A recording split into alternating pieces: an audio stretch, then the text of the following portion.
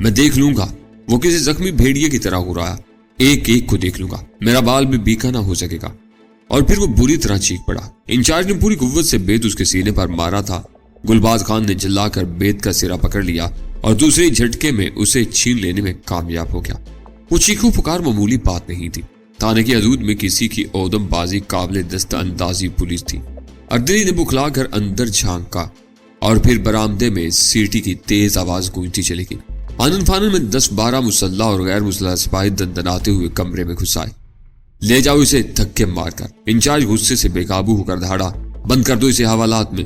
باہر گاڑی میں 2 باڈی گارڈ بھی ہیں سر اس کے ساتھ۔ سپاہیوں کے درمیان سے ایک اردلی نے بتایا، پکڑو ان سالوں کو بھی۔ کھیل سمجھا انہوں نے قانون کو، وہ دھاڑا۔ 2 سپاہیوں نے بغلوں میں ہاتھ دے کر گلباز خان کو جکڑ لیا۔ تیسرا بندوق کے کندھے سے اسے آگے دھکیلنے لگا۔ بقیہ سپاہیوں اس سے پہلے ہی اپنے سربراہ کے حکم کی تعمیل میں گلباز خان کے ساتھیوں کو گرفتار کرنے نکل گئے تھے۔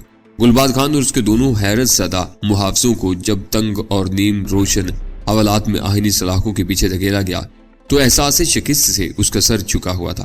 شاید نو آموز ASI کی بددعا اس کا دبدبا نکل گئی تھی، ورنہ وہ کبھی رسوا نہ ہوا تھا۔ اس کے باڈی گارڈز غیر مسلح کیے جا چکے تھے اور وہ حیران و پریشان اپنے آقا کی زبان سے کچھ سننے کا منتظر تھے، مگر وہ خاموشی سے ایک دیوار سے چلا لگا تھا۔ نشہ کوئی بھی ہو بہت موذی ہوتا ہے۔ غرور اور بالادستی کا نشہ ہو تو حشر گلباز خان جیسا ہوتا ہے، مگر شاید نشے کے بغیر کام بھی نہیں چلتا۔ مزدور اپنے دن بھر کے دکھ درد اور تکان کو نشے میں اڑا دیتا ہے۔ سیٹ کاروباری رکاوٹوں اور گھاٹے منافع کے دکڑوں کو ڈی لکس وسکی کے گلاس میں گھول کر پی جاتا ہے۔ اداکار کسی قبر کے سہرانے اپنی بے وفا محبوباؤں کی گنتی کو بوتلوں کی قبروں میں دفن کر کے پینے کی کوشش کرتا ہے۔ نشہ لوگ اس لیے کرتے ہیں کہ اعصاب کو سکون مل سکے، خمار کی ایک دل فریب کیفیت طاری ہو جائے، اور جب لوگ قانون کو سلانا چاہتے ہیں تو اس کے لیے رشوت کی خواب آور گولیاں استعمال کراتے ہیں۔ جب تک اثر رہتا ہے قانون اپنی زخیم کتابوں میں بند میٹھی نیند سویا رہتا ہے، اور جہاں خواب آور گولیوں کی مقدار میں کمی ہوئی پوری قوت سے انگڑائی لے کر بیدار ہو جاتا ہے۔ اندھی آنکھیں کرد بین بن جاتی ہیں، معاشرے کے رستے ہوئے ناسوروں کے بارے میں یکا یک الہام ہونے لگتا ہے، مظلوم ناموں کی فہرست شروع ہو جاتی ہے۔ انچارج کو مظلوم سماجی کارکن یاد تھے جو بارہا وفود لے کر اس کے آستانے پر حاضری دے چکے تھے۔ وہ علاقے کو منشیات سے پاک دیکھنا چاہتے تھے، لیکن جاننے کے باوجود گلباز خان کا نام لینے سے ڈرتے تھے، اور انچارج ہمیشہ کی تان اسی ایک نقطے پر توڑ دیتا تھا کہ اس کی کتابیں صاف ہیں، اس کا عملہ اس کے اڈے سے علم ہے۔ وہ لوگ کسی فرد یا اڈے کی نشاندہی کریں تو اس انکشاف کی بنیاد پر کارروائی کریں۔ اس کی دانست میں ان مظلوموں کی دادرسی کا موقع آ گیا تھا۔ اس نے فوری طور پر اپنے عملے کو دوڑا کر ان کے سربراہان کو تھانے بلوا لیا۔ وہ اپنی جملہ خطائیں یاد کرتے ہوئے اور نقشہ فریادی بنے انچارج کے حضور پہنچے تو خلاف توقع یہ انکشاف ان کے لیے حیران کن تھا کہ سر توڑ کوشش کے بعد تھانے والوں نے علاقے میں منشیات کے ایک اڈے کا خفیہ سراغ لگا لیا تھا، جہاں ان کی موجودگی میں چھاپا مارنے کی تیاریاں مکمل تھی۔ تھانے میں عملہ زیادہ تھا اور سواریاں کم۔ وہ دونوں شریف آدمی پریشان ہو گئے کہ کہیں اس فنی دشواری کی بنا پر ان کی دعا کی قبولیت کی ساعت سعید نہ گزر جائے، لہذا قریبی گھروں سے 2 گاڑیاں ادھار لی گئی اور یہ پرشکو جماعت دشمن کی کمین گاہ پر دھاوا بولنے روانہ ہو گئی۔ گلباز خان کے اڈے پر تو کیا، اس کے قرب و جوار میں بھی کبھی پولیس نہیں دیکھی گئی تھی، اور جب پولیس وہاں پہنچی تو اسے سجا سجایا میدان خالی ملا۔ گلیوں میں پھیلے ہوئے مخبروں میں سے کسی نے اڈے پر پولیس کی آمد کی خبر پہنچا دی تھی، اور جو جس حال میں تھا وہاں سے بھاگ نکلا تھا۔ تھرا دیسی وسکی، بیئر کی کریٹ، غیر ملکی وسکی، افیم، کیا تھا جو اس اڈے سے نہ برآمد ہوا؟ کمی تھی تو بس چرس کی، جو ان دنوں شہر میں مفقود تھی۔ محلے داروں کی موجودگی میں منشیات نامے تیار ہوئے، سامان کی فہرست بنائی گئی اور اڈا سیل کر دیا گیا۔ گرفتاری کوئی نہ ہو سکی۔ تھانے دار اور اس کے عملے نے کسی کو ہوا بھی نہ لگنے دی کہ گلباز خان اپنے 2 ساتھیوں سمیت پہلے ہی حوالات میں تھا۔ یہ برا ہوا کہ وہ نکل گیا۔ واپسی میں ایک سماجی کارکن تشویش زدہ لہجے میں بولا، وہ یہی سمجھے گا کہ ہماری مخبری پر چھاپا مارا گیا ہے، اب وہ ہم سے ضرور انتقام لے گا۔ تھانے دار ہنسا اور مربیانہ لہجے میں بولا، قانون امن پسند شہریوں کو پورا تحفظ فراہم کرتا ہے، آپ فکر نہ کریں، اس کی گرفتاری تک آپ دونوں کے گھروں پر ایک ایک مسلح سپاہی کا پہرا رہے گا۔ ابھی تو پوری رات پڑی ہے، ہم شہر کا کونا کونا چھان ماریں گے، وہ ہاتھ نہ آیا تو ہماری ساری کارروائی رائے کہاں جائے گی، اور وہ لائن شہر کے کسی اور حصے میں معصوم شہریوں میں اپنی زہر فروشی کا چال پھیلا لے گا۔ تشویش کا اظہار کرنے والوں کی آنکھوں میں ممنونیت کے جذبات امٹ آئے۔ گھر لوٹتے ہوئے وہ دونوں نہ صرف خوش تھے بلکہ تہ دل سے اپنے علاقے کے تھاندار کی شرافت اور ہمدردی کے معترف بھی تھے، کیونکہ اس نے انہیں محض زبانی بہلاوا نہیں دیا تھا۔ چلتے ہوئے حسب وعدہ بندوقوں سے لیس 2 سپاہی بھی ساتھ کر دیے تھے، اور ان کی موجودگی میں سپاہیوں کو حکم دیا گیا تھا کہ ان دونوں کے گھروں کے گرب و چوار میں گلباز خان کا سایہ بھی نظر آئے تو بے دریغ اسے گولی مار دو۔ مگر گلباز خان کے ستارے اچھے تھے کہ اس نے ان میں سے کسی مکان کا رخ نہیں کیا۔ پھر صبح کے 4 بجے تھانے سے آنے والے ایک قاصد نے باری باری ان دونوں کو جگا کر خوشخبری سنائی کہ گلباز خان اپنے 2 آدمیوں سمیت اسی علاقے کے ایک نالے سے گرفتار کر لیا گیا۔ مسلح سپاہی قاصد کے ساتھ لوٹ گئے۔ ان دونوں کو اس وقت زحمت دینے کے بجائے صبح تھانے بلایا گیا تھا تاکہ ملزموں کی شناخت کے ساتھ ضابطے کی دوسری کارروائیاں بھی پوری کرا سکے۔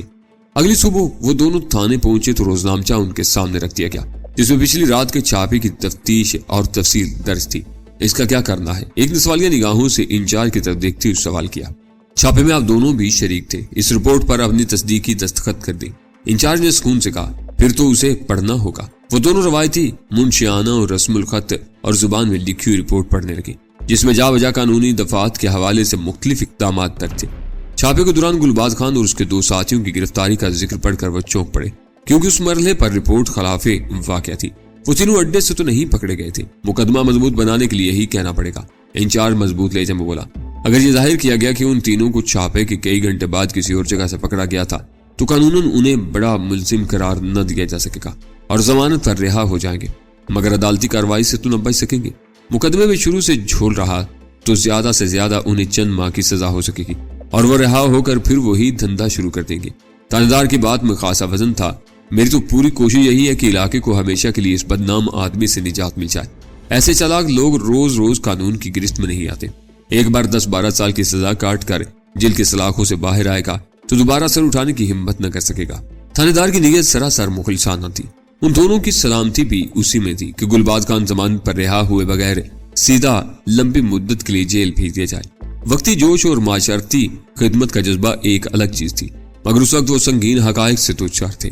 محلے برادری کے معزز اور عیالدار ارکان تھے۔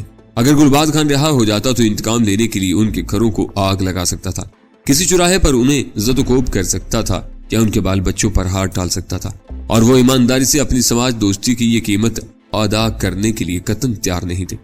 مگر وہاں تو لوگوں کے ٹھٹ لگ گئے تھے۔ دوسرے نے نیم رضامندی کا اظہار کرتے ہوئے ایک نکتہ اٹھایا تھا، یہ افواہ تو پھیل ہی گئی ہوگی کہ اڈے سے سارے ملزم فرار ہو چکے تھے، سب دور کے تماشائی تھے۔ تھانے دار مکارانہ انداز میں مسکرایا، استغاثہ کے گواہ تو آپ دونوں ہوں گے۔ بدنام مجرموں کو ہم لوگ چوری چھپے گرفتار کرتے ہیں، انہیں سامنے لایا جائے تو ہجوم مشتعل ہو کر ایسے مجرموں کی بوٹیاں اڑا سکتا ہے۔ تھاندار شروع سے اب تک معقول استدلال سے کام لیتا آیا تھا۔ گلباز خان سے علاقے کے لوگوں کو شدید نفرت تھی، مگر اس کی بدماشیوں اور چیرہ دستیوں کے خوف سے لوگ اس سے سلام دعا رکھنے پر مجبور تھے۔ ان حالات میں کسی کو کیا پڑی تھی کہ عدالت میں پولیس کے موقف کو چیلنج کر کے گلباز خان کی طرفداری کرتا۔ وہ تھانے دار سے متفق ہو گئے اور اس کی ہدایت پر اپنے دستخط کر دیے۔ تھانے داروں نے گلباز خان اور اس کے ساتھیوں کی گرفتاری کی رموز ذہن نشین کروانے لگا۔ شام کے اخبارات میں جلی سرخیوں میں گلباز خان کے اڈے پر پولیس کے ڈرامائی چھاپے اور 3 اہم گرفتاریوں کی خبر موجود تھی۔ ڈینی نے بڑی دلچسپی سے ان تفصیلات کو پڑھا اور زیر لب مسکرانے لگا۔ اخباری نمائندوں کو گلباز خان یا اس کے ساتھیوں سے نہیں ملنے دیا گیا تھا، لہذا اس کارروائی کا دوسرا رخ سامنے نہ آ سکا تھا، مگر ڈینی بہت کھاگ تھا۔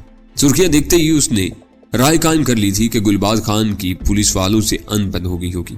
ان لوگوں سے چپکلش کا عموماً ایک ہی سبب ہوتا تھا کہ ان کے زیر اقتدار علاقے کا کوئی برا آدمی ان کے مطالبات تسلیم کرنے سے انکار کر دے یا طے شدہ شرائط میں کٹوتی کر کے عہد شکنی کا ارتکاب کرے۔ ایسا بھی ہوتا تھا کہ ایماندار افسر اپنے علاقے میں کسی بھی قیمت پر کسی برائی کو نہیں پنپنے دیتے تھا، اور بدی کا بیج پھوٹتے ہی اس کی بیج کھنی کر دی جاتی تھی۔ مگر گلباز خان کا معاملہ دوسری قسم میں نہیں شمار کیا جا سکتا تھا۔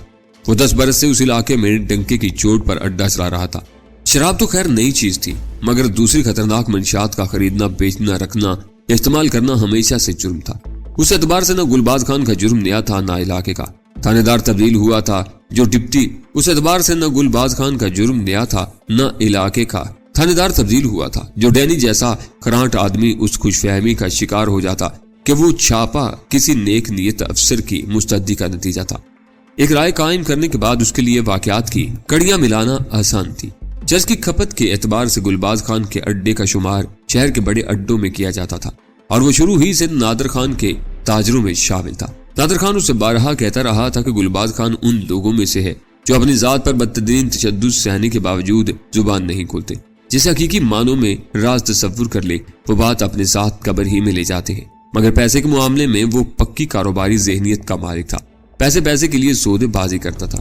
ان لوگوں کو چرس کے ذخائر تباہ کیے 5 دن ہونے والے تھے، اس دوران میں ان کے ذریعے 1 تولہ چرس بھی باہر نہیں گئی تھی، اور ہیروئن کے سیمپل بھی اگلی ہدایات تک سب روک لینے کا حکم مل گیا تھا۔ لہذا بازار میں عجیب افراتفری پھیلی ہوئی تھی۔ جن لوگوں کی سپلائی کا انحصار اس گروپ پر تھا وہ بلبلائے پھر رہے تھے، ہزاروں روپے روزانہ کی آمدنی سے محرومی، اور اس کے ساتھ ان کا مستقبل بھی خطرے میں پڑ گیا تھا۔ آمدنی میں اس خطیر کمی سے دل برداشتہ ہو کر شاید گلباز خان نے بھتے کی رقم میں کٹوتی کرنے کی کوشش کی ہوگی، اور شاید یہی تنازع بڑھ گیا ہوگا جس کا نتیجہ اس کے اڈے پر چھاپے کی صورت میں رونما ہوا تھا۔ ڈینی کو یقین تھا کہ وقتی پریشانیوں کے باوجود گلباز خان بچ نکلنے میں کامیاب ہو جائے گا، کیونکہ اپنے تحفظ کے معاملے میں وہ بلا کا عیار تھا۔ جس جگہ اڈا قائم تھا وہ اس کے ایک ملازم کی ملکیت تھی، اسے پوری رقم ادا کرنے کے باوجود کاغذات اپنے نام منتقل نہیں کروائے گئے تھے، اور اس کی ملازمت برقرار رکھتے ہوئے اتنی ڈھیل دی ہوئی تھی کہ اڈے کے بیشتر معاملات اسی کی مرضی سے طے پاتے تھے، اور نئے آنے والے عموماً اسی کو گلباز خان سمجھتے تھے۔ پولیس زیادہ مستعدی دکھاتی تو اس ملازم کو گھیر لیتی، سارا الزام اسی کے سر جاتا اور گلباز خان دوبارہ آزاد ہو جاتا۔ پھر وہی ہوتا جو زیر زمین مجرمانوں دنیا میں ایسی قربانی کے بکروں کے لیے ہوا کرتا تھا۔ بچنے والے اپنے ملازم کی وفاداری کے صلے میں نہ صرف جیل میں اس کی خبر گیری کرتے تھے، بلکہ اس کی قید کی پوری مدت میں اس کے اہل و عیال کی جملہ مالی ذمہ داریوں کا بوجھ بھی اٹھاتے تھے۔ بڑے مجرموں کے اس روایتی سلوک کا نتیجہ یہ نکلتا تھا کہ گروہ کے گرد رہنے والوں میں سے ہر ایک اپنے گھر بار سے بے فکر ہو کر ان کے مفادات کے لیے لڑتا تھا، اور سزا سے رہائی کے بعد ان کا حواری بنا ہوا نظر آتا تھا۔ فکر مندی کی بات صرف اتنی تھی کہ گلباز خان جیسا جہاں دیدہ شخص اپنے اڈے سے رنگے ہاتھوں پکڑا گیا تھا۔ حالانکہ منشیات فروشی کا بنیادی اصول یہ تھا کہ خطرہ اچانک سامنے آ جائے تو مال کی پرواہ کیے بغیر ٹھکانے سے بھاگ نکلو، خواہ مخواہ کوشش میں تشدد یا تھوڑی بہت خون ریزی کی نوبت ہی نہ آنے پائے۔ ایک بار جائے واردات سے فرار ہونے کے بعد گرفتار بھی ہو جائے تو بے یقینی کے خوف کے باعث کوئی اس کے خلاف گواہی دینے کو تیار نہیں ہوتا۔ یہ عدم تعاون قانون اور اس کا نفاذ کرنے والوں کو بے بس بنا دیتا ہے۔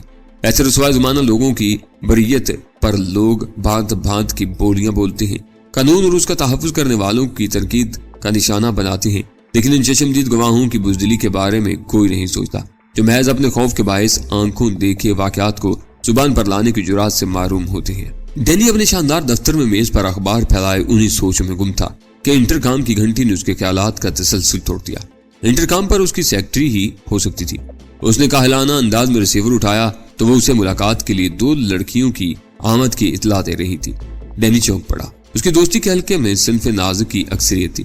اس کے ذہن کی اسکرین پر یکے بعد دیگر بہت سے حسین بیکر آتے چلے گئے، مگر وہ کوئی اندازہ قائم نہ کر سکا۔ وہ اصولوں کا پابند آدمی تھا، دفتر میں صرف کاروبار سے دلچسپی لیتا تھا۔ اس کے سیکرٹری خاصی خوبصورت اور پرکشش لڑکی تھی، اور شاید اس کی نگاہ التفات کی منتظر بھی، مگر ڈینی نے کبھی اس کے بارے میں سوچا تک نہ تھا۔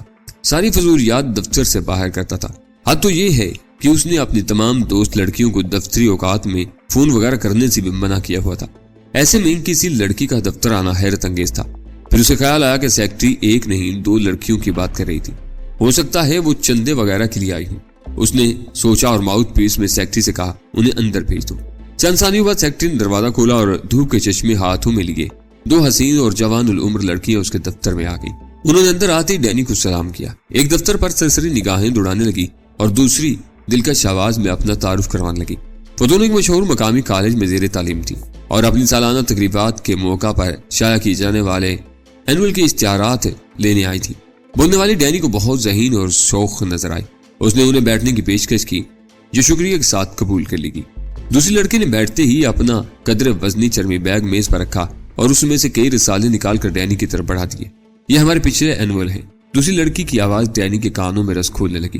دراصل ہماری یونین کا بجٹ بہت محدود ہوتا ہے، اس لیے ہمیں آپ جیسے کرم فرماؤں کو سہمت دینا پڑتی ہے۔ اس طرح اشتہارات کے ذریعے رسالے کا خرچ نکال کر اتنی رقم بچ جاتی ہے کہ کالج کا سالانہ فنکشن بہتر طریقے سے منعقد کیا جا سکے۔ ان 2 لڑکیوں سے ملاقات کے بعد، ان کے کام کی حامی بھرنے کے بعد ڈینی نے اگلی ملاقات ان سے مؤخر کر دی تھی۔ ان سے کب ملنا ہوتا یہ الگ بات تھی۔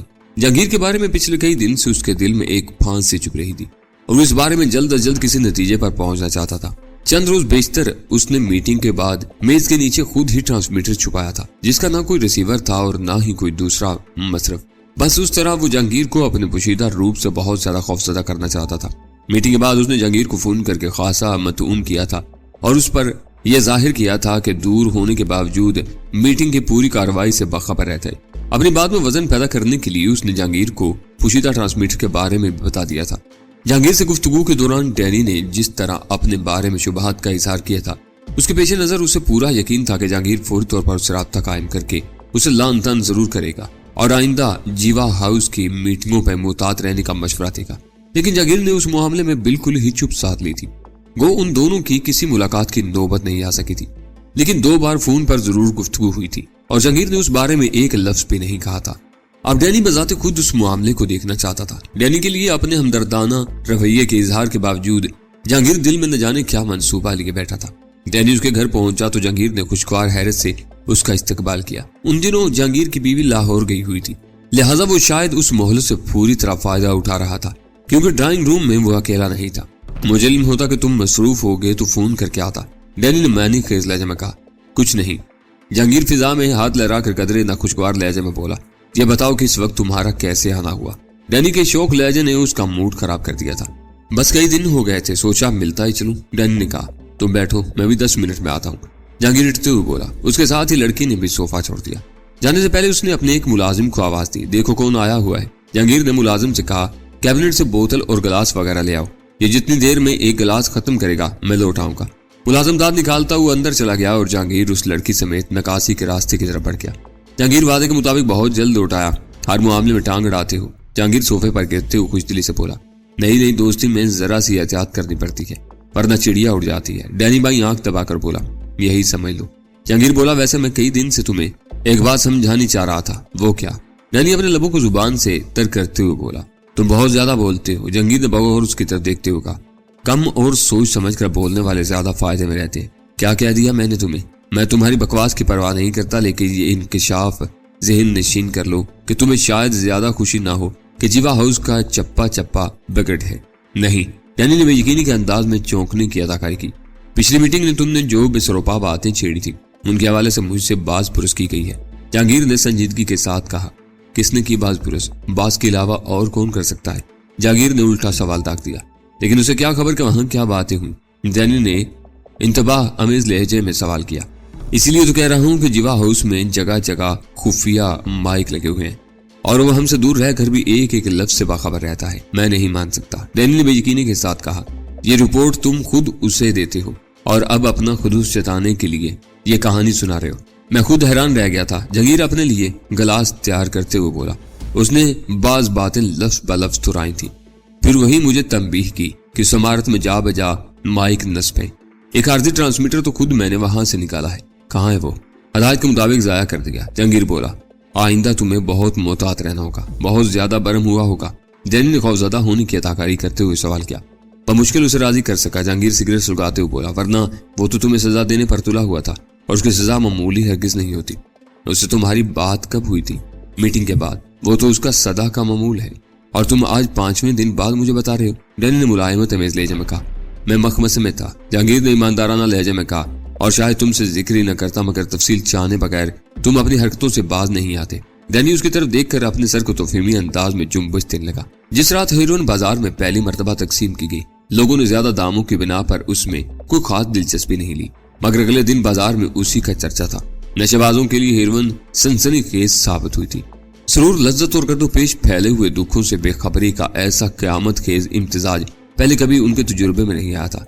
उनके आदमियों को हेरोइन कीमतन बाजार में फरोख्त करने का हुक्म मिला था, जिसमें कीमत का तयन उन्हीं पर छोड़ दिया गया था। लगेबंदी असूलों के तहत काम करने वालों के लिए छूट बहती गंगा बन गई और बाजार की खस्ता हाली में हर एक ने बढ़ चढ़ कर दाम कमाए। अगले दिन चरस की भी एक बड़ी खेप शहर में आ गई। माल की कमी को सुनहरी मौका समझते हुए कुछ नए लोगों ने कदम जमाने की कोशिश की थी और छोटे मोटे मंशियात फरोशों ने भी पूरे वसाइल जमा करके मार्केट पर कब्जा जमाने की कोशिश की थी। ये सूरत कुछ मुनासिब नहीं थी, लेकिन हैरत की बात थी कि चरस बाजार में आ जाने के बावजूद बहुत से लोग हेरोइन के तलबगार थे। पहले दिन का कोटा खासी मिकदार में जारी किया गया था, इसलिए दूसरे दिन भी हेरोइन के नए पंछियों को मायूसी का सामना नहीं करना पड़ा था। لیکن تجربے کار دلالوں اور اڈے کے مالکان نے پہلے ہی حلے میں بازار کا رخ بھانپ لیا تھا، لہذا ہر طرف سے مال کی طلب شروع ہو گئی تھی۔ اس غیر متوقع صورتحال سے وہ چاروں ہی بکھلائے ہوئے تھے۔ جہانگیر بے چینی سے باز کے فون کا منتظر تھا اور تھوڑے تھوڑے وقفوں سے اس بارے میں ڈینی کا دماغ بھی چاٹ چکا تھا، لیکن ڈینی احمق نہیں تھا جو اس نازک مرحلے پر اپنے طور پر جہانگیر سے رابطہ قائم کر کے اسے اپنا بوجھ ہلکا کرنے کا موقع دیتا۔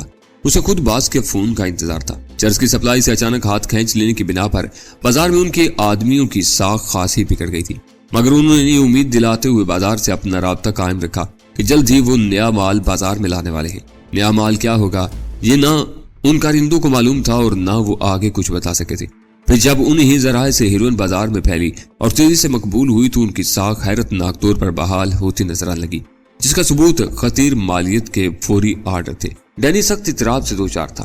اسے اندازہ تھا کہ اس بار وہ وقت پر بازار کی ضروریات نہ پوری کر سکے تو ہمیشہ کے لیے بازار سے باہر ہو جائیں گے۔ ان کے لاکھوں کی ریل پیل کا سارا انحصار اس چھوٹے چھوٹے اڈوں پر تھا جو شہر کی گنجان آبادیوں میں گلی گلی پھیلے ہوئے تھے اور گاہکوں کو 2, 4 یا 10 روپے کا مال فروخت کرتے تھے۔ ان اڈوں میں کوئی باہمی رغبت نہیں تھا، خودرو طریقے پر ان علاقوں میں ابھرتے اور پھر جمتے چلے گئے۔ یہاں مقامی آبادی میں منشیات کی سرپرستی کا ڈھکا چھپا رجحان موجود تھا۔ لاکھوں کے مال کا ہیر پھیر کرنے والوں کے لیے ان خودرو اڈوں کے متوازی اپنی تنظیم قائم کرنا اور اسے اسی قدر کامیابی سے چلانا ناممکنات میں سے تھا۔ دوسری طرف خرابی یہ تھی کہ ایسی کسی کوشش کے نتیجے میں بڑی آسامیوں کے گریبان بآسانی پولیس کی دسترس میں آ جاتے، لہذا نچلی سطح پر سارا لین دین انہی پر چھوڑ دیا گیا تھا۔ یہ لوگ شہر میں قائم چند بڑے مراکز سے واقف تھے اور اپنی ضروریات کی جملہ منشیات ان مراکز سے تھوک داموں پر لے آتے تھے اور ان کی خوردہ فروخت سے بھاری انتظامی اخراجات کے علاوہ خطیر منافع بھی کماتے تھے۔ ایکسائز محکمہ پولیس یا کسی دوسری ایجنسی کی طرف سے کارروائی ہوتی تو یہی خود رو اڈے نشانہ بنتے اور بڑے لوگوں کا بھرم قائم رہتا۔ اس کا باس ہیروئن بازار میں لے آنے کا حکم دینے کے بعد سے غائب تھا۔ پچھلا دن اسے کسی رابطے کا بغیر گزرا تھا اور وہ دوسرا دن تھا۔ مجبوری یہ تھی کہ ڈینی کو نہ اس کے کسی ٹھکانے کا علم تھا اور نہ وہ اس کی شخصیت سے واقف تھا جو اپنے طور پر اس سے رابطہ قائم کرنے کی کوشش کرتا۔ آخر شام کے 6 بجے فون کی گھنٹی بجی اور ڈینی نے جھپٹ کر ریسیور اٹھا لیا۔ تجربہ کامیاب رہا ہے۔ دوسری طرف سے وہی جانی پہچانی بھاری اور غنودہ آواز سنائی تھی۔ خدا کا شکر ہے سر، ڈینی نے اطمینان کا گہرا سانس لے کر کہا۔ ہم بکھلائے ہوئے ہیں، شہر میں لوگ فوراً مال چاہتے ہیں۔ پچھلی بار کھلی چھوٹ تھی، اب ہم اپنے دام لیں گے۔ پہلی ڈلیوری کے ساتھ ہی اگلے دام بتا دیے گئے تھے۔ پارٹیاں اس پر آمادہ ہیں، بلکہ رقوم پیشگی دینے کو تیار ہے۔ سیدھے گلشن اقبال چلے آؤ۔ خلاف معمول پہلی بار اسے کہیں پہنچنے کا حکم دیا گیا۔ حسن اسکوائر دیکھا ہوا ہے نا تمہارا؟ یس سر۔ اس بار طریقہ کار میں تبدیلیاں کی گئی ہیں۔ تم ٹیکسی سے پہنچو گے، چوراہا عبور کرتے ہی بائیں ہاتھ پر فلیٹوں کی طرف گھومنے والی سڑک کے کنارے 79 کے ماڈل کی سرخ کرولا کھڑی ہوگی۔ ڈرائیونگ سیٹ والا تمہارے بلیک گولڈ کہنے پر گرے ہاؤنڈز کا حوالہ دے گا، باقی باتیں وہی سمجھائے گا۔ کار کا نمبر کیا ہوگا سر؟ ڈینی نے جھجک سے پوچھا۔ اسے بھول جاؤ، وہ کچھ بھی ہو سکتا ہے، خشک لہجے میں کہا گیا اور سلسلہ منقطع ہو گیا۔ ڈینی ریسیور کو ہاتھ میں لیے چند ثانیوں تک یوں گھورتا رہا جیسے اس میں سے کسی کے نکل پڑنے کی توقع ہو، پھر اسے آہستگی سے کریڈر پر ڈال دیا۔ وہ ایک پیر کرسی پر رکھ کر ہولے ہولے اپنی کھوپڑی سلان لگا۔ اس سے بیشتر بعض سارے احکامات اس کو اسی انداز میں دیا کرتا تھا جیسے وہ سب ڈینی کو خود کرنا ہو، مگر برسوں پہلے طے شدہ طریقہ کار کے تحت ڈینی کو راتی ہوئی مخصوص آواز میں وہ ہدایات جہانگیر کو سنا کر مطمئن ہو جاتا تھا۔ مگر اس بار وہ کیا کرے؟ احکامات پہلے کی طرح دیے گئے تھے، طریقہ کار میں تبدیلیوں کا بھی ذکر تھا، مگر وہ یہ پوچھنا بھول گیا تھا کہ وہ ہدایات اسے جہانگیر تک پہنچانی تھی یا خود ہی حسن اسکوائر کی طرف توڑ لگانی تھی۔ وہ کئی منٹ تک سوچتا رہا، پھر اس نتیجے پر پہنچا کہ اسے شک کا فائدہ اٹھانا چاہیے۔ بدلے ہوئے حالات میں اگر وہ جہانگیر کو آگے کر دیتا تو شاید حقیقی معنوں میں اس کا ماتحت ہو کر رہ جاتا، کیونکہ جہانگیر اسے اپنے ساتھ پیش آنے والے واقعات کی ہوا بھی نہ لگنے دیتا، اور پھر جہانگیر کے نئے طریقہ کار سے متعارف ہونے کے بعد بعض بھی یہ سوچ سکتا تھا کہ درمیان میں ڈینی کا رابطہ کیوں برقرار رکھا جائے، جبکہ پچھلے برسوں میں اس دوہرے نظام کی افادیت کبھی سامنے نہیں آئی تھی۔ ڈینی یہ خطرہ مول لینے کے لیے تیار نہیں تھا۔ وہ حتی الامکان اندرونی داو پیچ سے واقف رہنا چاہتا تھا تاکہ برسوں کے خواب کی تکمیل کے راستے کی تلاش جاری رہ سکے۔ اس نے کپڑے تبدیل کیے اور جوتے پہن کر گھر سے نکل آیا۔ گھر میں ایک بوڑھی ملازمہ اور خانسامہ کے علاوہ صرف چوکیداری تھا۔ ان تینوں نے اسے پیدل جاتے ہوئے بہت حیرت سے دیکھا، کیونکہ وہ چہل قدمی تک کا عادی نہیں تھا۔ شہر کے پرسکون علاقے کی آبادی آسودہ حالوں پر مشتمل تھی، اس لیے قرب و جوار کی ذیلی سڑکوں پر کسی ٹیکسی کے ملنے کا کوئی امکان نہیں تھا۔ وہاں سے حسن اسکوائر تک کا فاصلہ چند منٹ کا تھا، اس لیے وہ ٹہلتا ہوا کشمیر روڈ کی طرف بڑھ گیا۔ ٹیکسی ملنے کے چند منٹ بعد وہ حسن اسکوائر پر اتر چکا تھا۔ اس نے دور چوراہے سے ہی اس کار کا دھندلا سا خاکہ دیکھ لیا تھا جو طے شدہ مقام پر موجود تھی، مگر براہ راست ادھر جانے کے بجائے ڈینی پان والے کے کیبن کی طرف ہو لیا۔ سگریٹ کا نیا پیکٹ خرید کر وہ آگے بڑھا تو پارک کی ہوئی گاڑیوں کے درمیان کرسیاں ڈالے 3 مسلح سپاہی نظر آئے جو فرصت کے چند خوشگوار لمحوں کی تلاش میں آئے ہوئے جوڑوں کی قانونی نگرانی پر مامور رہتے ہوئے غیر قانونی طور پر اپنی نگاہیں سینک رہے تھے۔ ڈینی اور آگے بڑھا تو اس کی آنکھوں پر پڑنے والی روشنی کا انعکاس پیچھے رہ گیا۔ اس نے اندھیرے میں ایک کنارے سے کھڑی ہوئی کار کے خود و خال پہچان لیے، وہ یقیناً 79 کی کرولا تھی۔ ڈینی بلا جھجک آگے بڑھتا چلا گیا۔ سرخ رنگ کی ایک جھلک دیکھنے کے بعد رکنے کا سوال ہی پیدا نہیں ہوتا تھا۔ 79 کی اس سرخ کرولا کی ڈرائیونگ سیٹ پر ایک قوی الجثہ شخص براجمان تھا۔ ڈینی اس کے قریب پہنچ کر کھلی ہوئی کھڑکی پر جھکا اور اس شخص نے مشینی انداز میں گرے ہاؤنڈ کہہ کر کار کا انجن اسٹارٹ کر دیا۔ سامنے سے آ کر اسی سمت میں مڑنے والی ایک کار کے ہیڈ لیمپ کی روشنی میں ڈینی نے دیکھا کہ کرولا والا خطرناک چہرے کا مالک تھا۔ وہ گھوم کر ڈرائیور کے برابر والی نشست پر بیٹھ گیا اور کار چند گز بڑھنے کے بعد یونیورسٹی روڈ پر مڑ گئی۔ ریلوے لائن عبور کرنے کے بعد کار داہنی طرف گھوم گئی۔ خطرناک صورت والے کی تمام تر توجہ سڑک پر مرکوز تھی اور ڈینی اپنی طرف سے گفتگو میں پہل نہیں کرنا چاہتا تھا کہ مبادا اس کی کوئی حرکت خطرناک صورت والے کے ذریعے باس کے علم میں آ کر اس کی ناپسندیدگی کا باعث بنے۔ کار تیزی سے دائیں بائیں گھومتی رہی، پھر ایک ایسے مکان کے سامنے رک گئی جو آبادی میں ہونے کے باوجود الگ تھلگ نظر آ رہا تھا۔ 400 گز کے مکانات کی آخری قطار میں وہ سرے کا مکان تھا جس کے ایک طرف نیم پختہ سڑک تھی اور سامنے وسیع میدان پھیلا ہوا تھا جس کے ایک حصے میں تاریکی کے باوجود تاروں کی چھاؤں نظر آ رہی تھی۔ باقی حصہ شاید علاقے کے بے فکر نوجوانوں نے صاف کر کے کھیلنے کے قابل بنا لیا تھا، لیکن ڈینی کے لیے اس میدان سے زیادہ وہ مکان اہم تھا۔ ڈینی عرصہ دراز سے اپنے گمنام باس کے لیے کام کر رہا تھا، لیکن اس کے نام و نشان تک سے بے خبر تھا۔ وہ مکان کوئی پہلا ٹھکانہ تھا جو باس کے حوالے سے اس کی نگاہ میں آیا تھا۔ خطرناک صورت آدمی نے گاڑی سے اتر کر دروازہ لاک کر دیا۔ ڈینی نے بھی اس کی تقلید کی، پھر پھاٹک کی ذیلی کھڑکی کھول کر اس میں سے ایک استوحانی چہرہ نمودار ہوا اور فوراً ہی غائب ہو گیا۔ وہ دونوں اس کھڑکی نما دروازے سے جھک کر گزر گئے۔ اندر ڈرائنگ روم میں مخالف سمت کے اندرونی دروازے سے تقریباً ان کے ساتھ ہی ایک حسین لیکن پختہ عمر کی عورت نمودار ہوئی۔ اس کے چہرے پر ہلکی سی حیرت نمایاں تھی۔ آج بغیر اطلاع کیسے آنا ہوا؟ عورت نے جس لب و لہجے میں خطرناک صورت والے سے سوال کیا تھا اسے ظاہر ہو رہا تھا کہ ان دونوں کے مراسم خصوصی نوعیت کے حامل تھے۔